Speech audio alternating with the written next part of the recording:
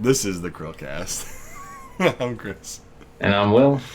And what's today, Will? It's Today. Throwback Oh, that's mine. Thursday. That's mine. Hold on. Throwback Thursday. No, I'm not gonna do that again. I like how you asked me a question, I answer, and you get mad at me for answering it. Yeah, I told you. I told you to stop. So we do throwbacks, okay? So instead of picking a particular throwback, we're just gonna throw back to all the beautifully awesome canceled Star Wars games. Mm-hmm. And the current cancel C-3PO campaign going on. No, I'm just kidding. I think there might be something like that. I thought I saw something on Twitter, but I don't really pay attention to that, so we're not going to get into that. The most famous one recently, before I get into that, I'm going to tell you guys to like this video, comment on this video, subscribe to our podcast. We're trying to get to 100 subscribers by the end of the year. We need 28 more to go. Also, share this video on social media, put it on Atari Age. I don't know, Reddit, search or whatever, vote, minds.com, whatever, one of those ones. So the most famous one of recent memory is Star Wars 1313, which ended in the deletion of a studio of EA. Was it Visceral? Yeah, I believe so. And it's super unfortunate because now seeing Jedi Fallen Order and all of its success, I think a single-player Star Wars game had a big place in the franchise right now. What do you think, Will? Yeah, I think especially now, this kind of game is something that the franchise really needs. So it's a dark, gritty game. It doesn't center around a Jedi or a Sith. It's more of the underbelly of Star Wars, and you're kind of fighting as it's almost like a bounty hunter-esque type character. And it's something that, can you name a single game that's out right now that's like that? No. Didn't they re-release Bounty Hunter? Yeah, well, they could do that, but this looked like it was an interesting concept, and it was just too creative for the the Disney acquisition. They looked at it, didn't know how to monetize it, so they canceled it. Another really sad game for me, and Will knows what I'm going to next. Although after reading what this new Emperor game is, I'll just read the synopsis, okay? This would have been a cool game. This sounds cool. Set in the time period between or immediately after the original trilogy, an internally produced LucasArts game from the late 1990s. So this would have been like Windows or DOS. So DW Relive could have covered it. Didn't make it very far in the development process, but had a can't-miss concept. With the death of Sheev Palpatine, the Empire needs to appoint a new emperor. Obviously, the Rebel Alliance doesn't want that to go off without a hitch. So they send everybody's favorite protocol droid, C-3PO, in as a spy to extract information.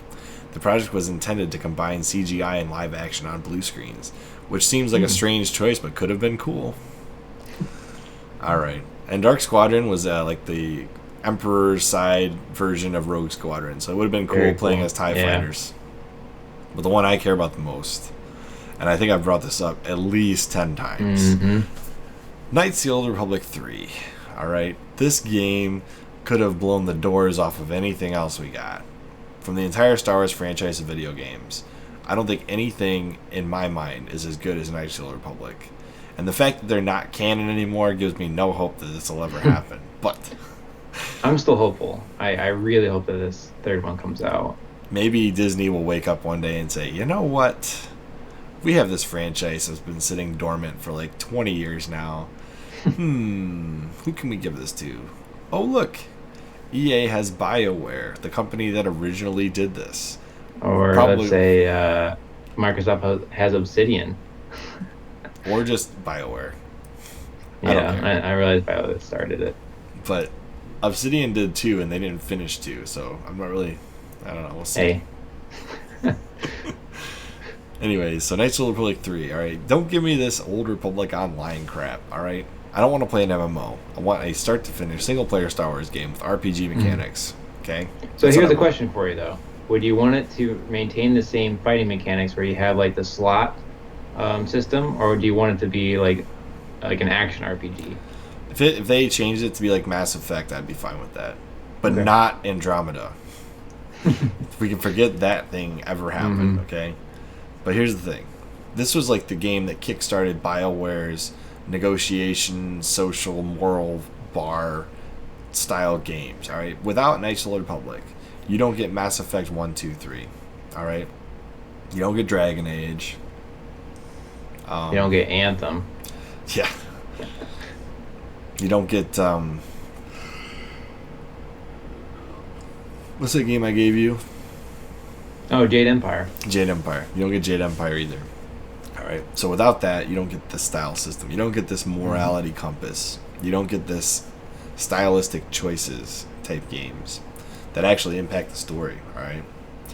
This is the game where they originally did it. So I think we're at a prime point in the franchise of Star Wars that once they release 9, you need a bright spot. Give us Knights of the Old Republic 3. Make the timeline canon again. Mm-hmm. Give us back our favorite Star Wars.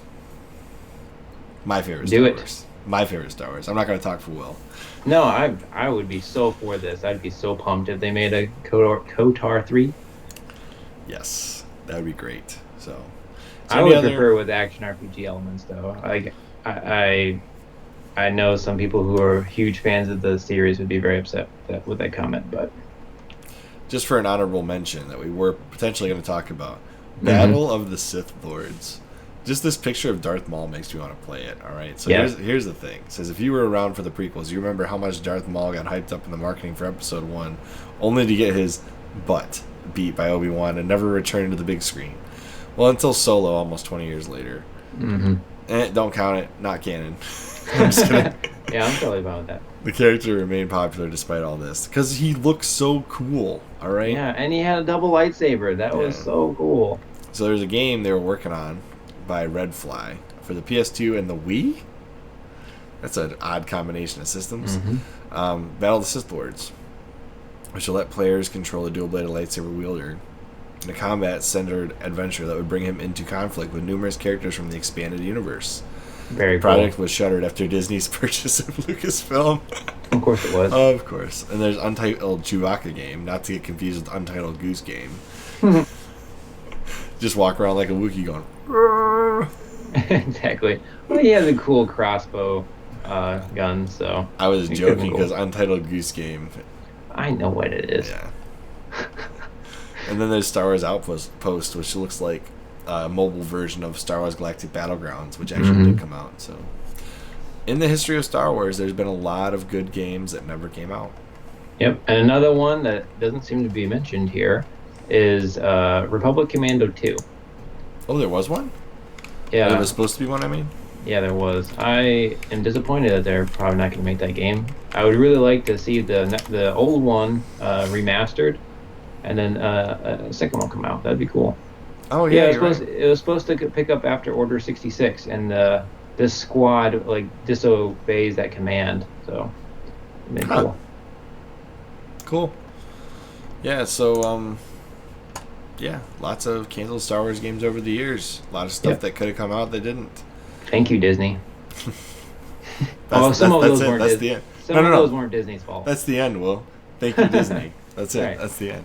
All right. Thank you, Mickey Mouse. If you like this video, please comment down below. Please like this video. Please subscribe to the podcast and share it on fandom.disney.com. No. No, I don't want to go to the Mickey jail. As always, I'm Chris. And I'm Will. And we will see you in Disney World.